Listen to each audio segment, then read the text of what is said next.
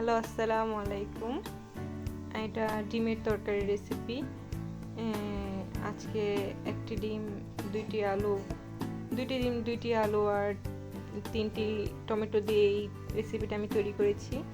ডিমের তরকারি। তো এখানে আমি তেল দিয়ে নিয়েছি, তেলের মধ্যে আমি 2টো ডিম দিয়েছি।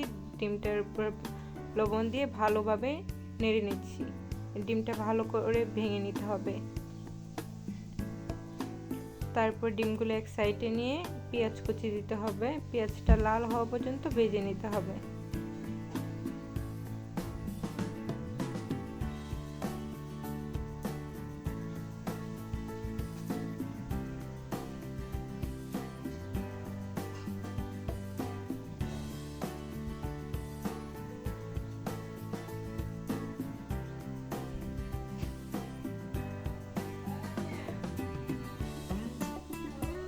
তারপর এটাকে ভালোভাবে ডিমের সাথে মিশিয়ে ভালোভাবে ডিমটাকেও ভেজে নিতে হবে আর পেঁয়াজটাকেও ভেজে নিতে হবে।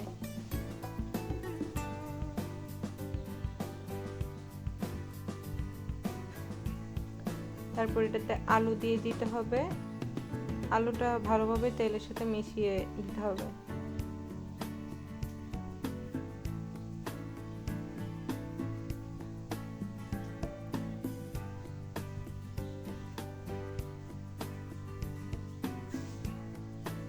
তারপর এটাতে টমেটো দিতে হবে।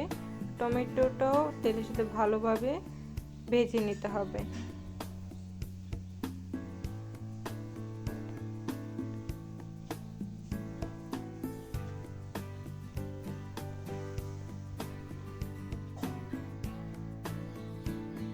এখন এটাতে হাফ চা চামচ মরিচের গুঁড়ো,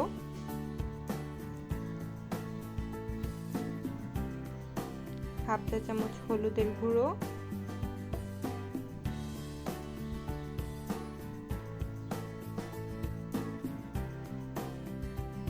আর হাফ চা চামচ ধনিয়ার গুঁড়ো।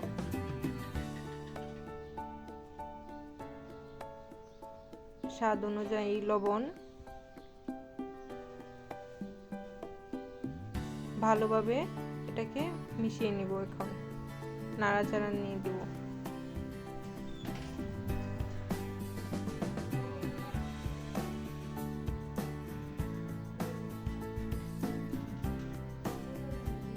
এটা নাড়াচাড়া দিয়ে দিয়েছি।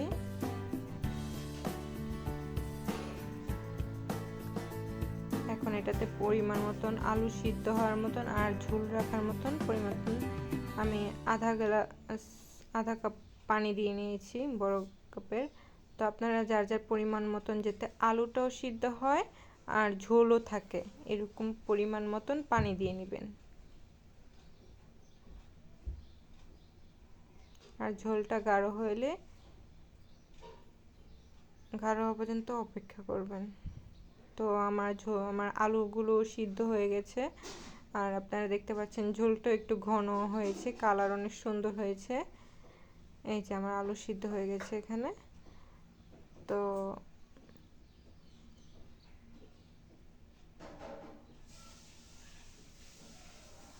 এখানে আমরা 4-5টা কাঁচামরিচ কেটে দিচ্ছি। মানে কাঁচামরিচটা দিলে, ঝাল দিলে অনেক সুন্দর একটা ঘ্রাণ আসে।